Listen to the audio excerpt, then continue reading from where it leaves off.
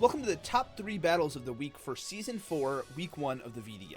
Now, I know this is a little delayed. We are currently in the middle of Week 3. Took me a little while to get this going. These will be coming out every Wednesday. So the Week 2 top 3 battles will come out Wednesday of Week 4 and so on. Now, all of the battles that I'm pulling were nominated in the top 3 battles channel in the Discord. If your battle was not put in here, it was not considered as an option, even if it was the greatest battle we've ever seen.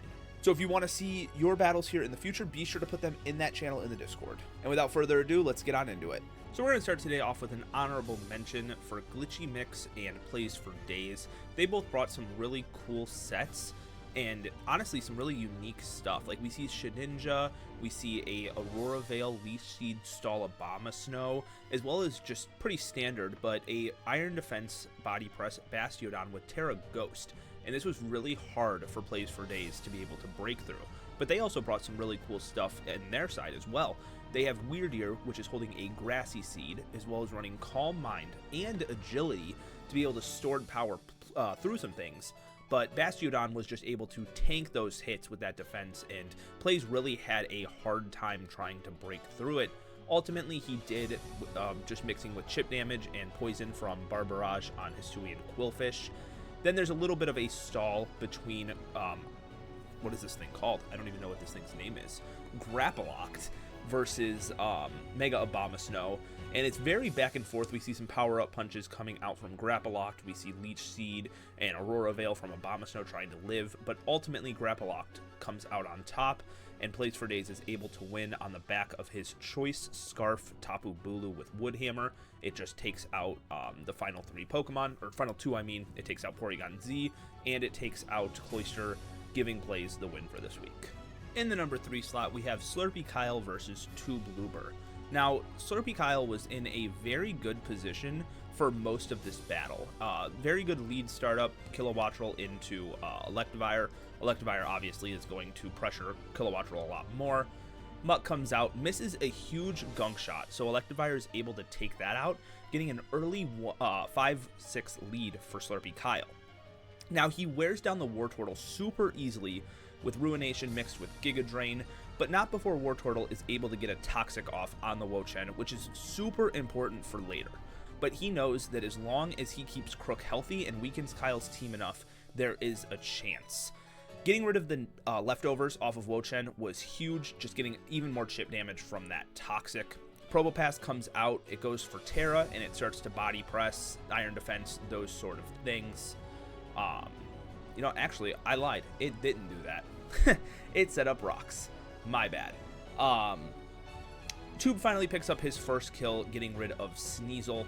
Sacks the Probopass to the Electivire, and this is where we finally see Crocodile come out. He goes for a Scale Shot, gets 5 hits, so we're going to assume it's loaded dice, and goes for a second Scale Shot afterwards. This is to guarantee outspeed any Scarfers, which Kyle did have Scarf Inteleon, so if this Crocodile had not went for the second Scale Shot, it wouldn't have been able to outspeed.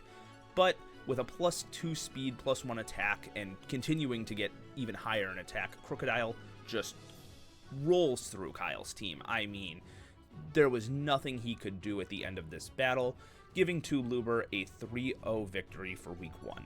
In the number 2 slot, we have myself versus Tog. Now, I went into this matchup thinking that I had it pretty much in the bag.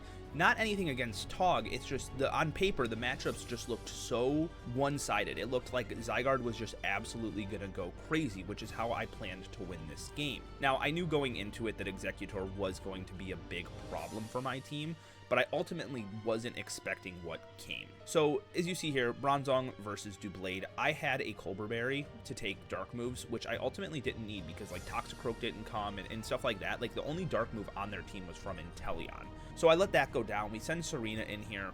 We knock off first turn, Trop Kick the second turn to be able to live the Gyro Ball so that we can at least win this 1v1. I ultimately decide to keep Serena alive, which I don't think was the best decision because it just weakens Lantern a lot more. Really cool tech here. Mantine with the Mirror Coat takes a Thunderbolt super easily. I honestly am kind of shocked with the 4x weakness, but knocks out my Lantern. Zygarde comes in here. I'm worried about Scarfs on everything. We're able to take out the Inteleon with Destiny Bond from Misdreavus, as we were a Choice Scarf set, and then this is where things go downhill. I go Serena, expecting Executor to come out, but waiting for it to either go for Draco Meteor or Leaf Storm. I did not expect it to have Swords Dance. Swords Dance was not something I knew it had. I also didn't know it had 105 base attack. So when you get that paired with Trick Room, ultimately there was nothing I can do. The Executor was holding a Chilinberry as well to take a normal move, which was specifically for extreme speed from Zygarde, but as you see, it ultimately did not matter. In the number 1 spot, we have Jake W versus Twitty. Both of these coaches brought some really cool sets this week, and I'm really excited to show them off. So we see Jake W bringing Rampardos with Terra Grass, which you're going to see here actually did something. It did something. So it's able to take a Vacuum Wave from the Lucario, and it's now faster with the Rock Polish, and Sheer Force Fire Punch is just annihilating things. Luckily, Twitty brought Haxorus with First Impression, so he was able to just come out and revenge the Rampardos really easily. Jake W then sends out Entei. Twitty responds with Quagsire, and Trailblaze does a huge chunk, which I thought was some really cool tech. Twitty responds with Grumpig, which also this Grumpig had an awesome set. Counter, Taunt, I believe it also had Mirror Coat as well, and Toxic, I believe, were its 4 moves. So it was just a complete stall set, and it sat on Porygon 2. As you saw, Toxic installed it there, and there's really nothing Porygon 2 can do. It's just got to sit there and click Tri Attack. Komala comes out. This thing was just a really good pivot most of the battle. Same with Alola for Jake W. Really good pivots on both sides. Huge Toxic on the Quagsire, but Jake W also just has a lot of different grass coverage on his team, so I don't think it's like the biggest deal in the world. Quagsire stops Alola from switching, so nothing gets that wish, which I thought was pretty cool. Huge Toxic miss, though, from Quagsire itself. Alola would have loved, well, not would have loved, it would have actually hated to get poisoned, but you know what I mean.